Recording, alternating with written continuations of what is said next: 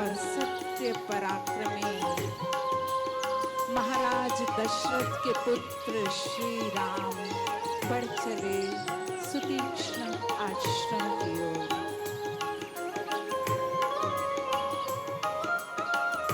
मुनि अगस्त कर शीश सुजाना, नाम सुतीक्ष्ण रति भगवाना, नाम सुतीक्ष्ण रति भगवाना।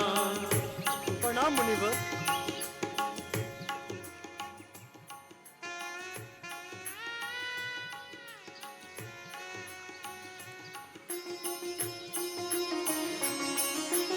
प्रणाम मुनिवर, मैं अयोध्या नरेश महाराज दशरथ का पुत्र राम हूं और मेरे साथ मेरी भार्या सीता है और मेरा अनुज लक्ष्मण है। हम आपके दर्शन के लिए आए हैं। सत्य वेदियों में श्रेष्ठ श्री रघुकुल भूषण श्री राम, आपका स्वागत है। मैं आप ही के कारण अब तक पृथ्वी पर जीवित हूं। मैंने सुना है कि आप अपने राज्य से निष्कासित हैं, चित्रकूट के वनों में निवास कर रहे हैं। राम, आप अपने भाई लक्ष्मण और अपनी पत्नी सीता के साथ इस दंडक वन में भ्रमण करें, यह आपके लिए सुविधाजनक नहीं है। बताइए, आपके ठहरने के लिए कहाँ कुटिया बनाए जाए, यहाँ या फिर उस नदी के तट पर? बताइए। नहीं मुनिवर, हम यहाँ निवास नहीं कर सकते। हमारे निवास करने से आपके कार्य में बाधा पड़ेगी। हम तो दंडक वन में रह रहे मुनियों का आशीर्वाद लेने के लिए आए हैं। अब आप हमें आज्ञा दीजिए। राम, ये वन राक्षसों के आतंक से पीड़ित है। मेरा आपसे निवेदन है कि आप अपने बल और पराक्रम से समस्त ऋषि मुनियों को रक्षा करें और राक्षसों को परास्त करें। वह राक्षस दक्षिण की ओर से आकर अपने तंत्र द्वारा ऋषि मुनियों के हवन में बाधा डालते और इस वन को अशांति बनाते। आप निश्चिंत रहे मुनिवर, मुझे इन राक्षसों का कोई भय नहीं है। बस अब आप अपना आशीर्वाद प्रदान करें। आपका मार्ग मंगलमय हो। मुनिवर,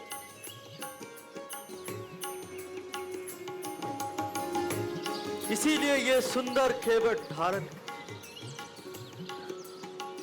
और यहां से कुछ कोस दूर महर्षि अगस्त्य, उनका दर्शन अवश्य कीजिए। जी मुनिवर, अब आप हमें आज्ञा दीजिए। कल्याण हो।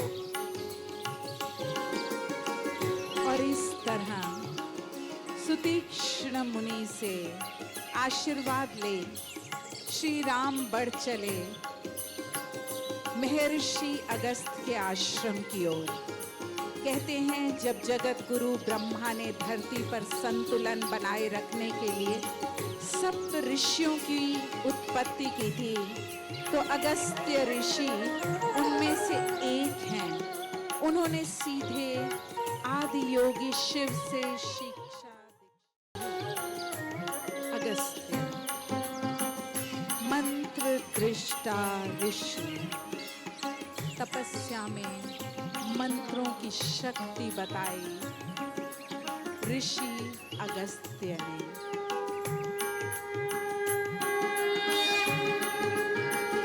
प्रणाम ऋषिवर। प्रणाम। मैं श्री राम का अनुज हूँ, लक्ष्मण। मेरे साथ भैया राम और उनकी भार्या सीता भी आई हैं। हम मुनि अगस्त्य से भेंट करना चाहते हैं। क्या आप उन तक सूचना पहुंचा देंगे? आप ये प्रतीक्षा करें, हम गुरुवर को अभी सूचना देकर आते हैं।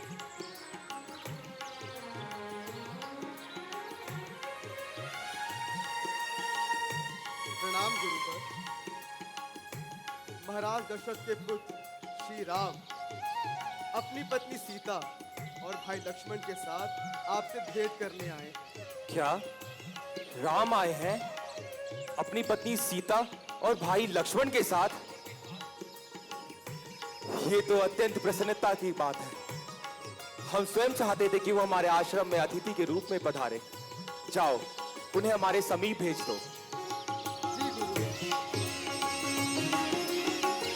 सुनते अगस्ती तुरंत उठ धाये, आइए भैया। हरि बिलो की लोचन जल छाए, हरि बिलो की लोचन जल छाए।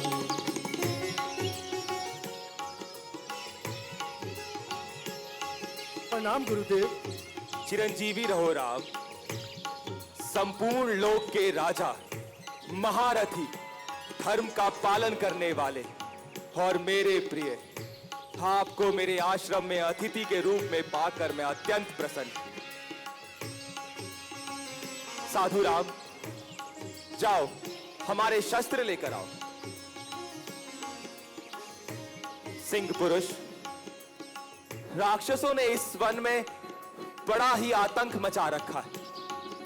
इस कारणवश मैं आपको अपने दिव्य अस्त्र देना चाहता हूं ताकि आप उनका संहार कर सकें। जी गुरुदेव।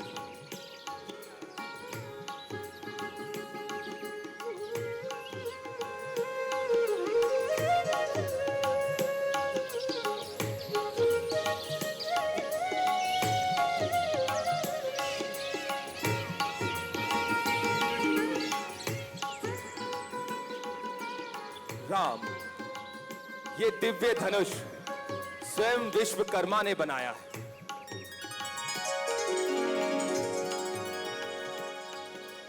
लक्ष्मण, ये दो अमोघ बाण जो स्वयं ब्रह्मा ने मुझे प्रदान किए थे। जी गुरुदेव।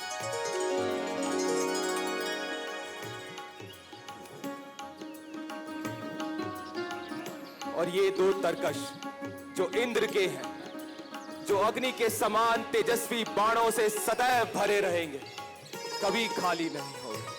जी गुरुदेव।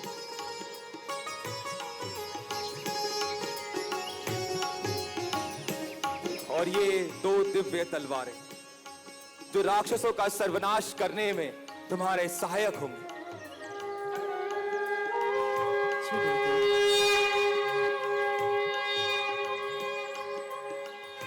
लक्ष्मण, मैं तुमसे अत्यंत प्रसन्न हूं। तुम अपने बड़े भाई की सेवा में हो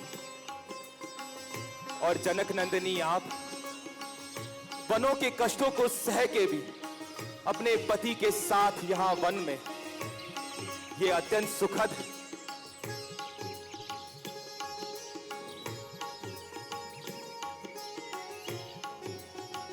राम, तुम वनों में कहां निवास कर रहे हो? गुरुदेव, हम पिता के वचनों के कारण 14 वर्ष का वनवास के लिए हम वनों में आए।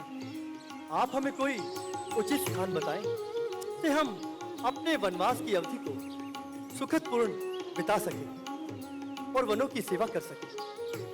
राम, यहां से 2 योजन की दूरी पर एक पंचवटी नामक सुंदर स्थान है जो मृग, फल, फूल इत्यादि सुविधाओं से संपूर्ण है। तुम वहां पर अपने पिता की आज्ञा का पालन करते हुए निवास कर सकते हो। जी गुरुदेव, अब आप हमें आज्ञा दें गुरुदेव। अवश्य राम। तुम ये देखो, वो जो विशाल वन दिखाई दे रहा है, उसके उत्तर से जाना। उत्तर के रास्ते में तुम्हें एक विशाल बरगद का वृक्ष मिलेगा। उसके आगे एक खाली मैदान भी होगा, जिसे पार करने के बाद एक विशाल पर्वत होगा, जिसके कुछ दूर तुम्हें पंचवटी नामक स्थान मिलेगी। तुम वहां निवास कर सकते हो राम। जी गुरुदेव, अब आप हमें आज्ञा दीजिए। अवश्य। ओ चले राम मुनि आय सुपा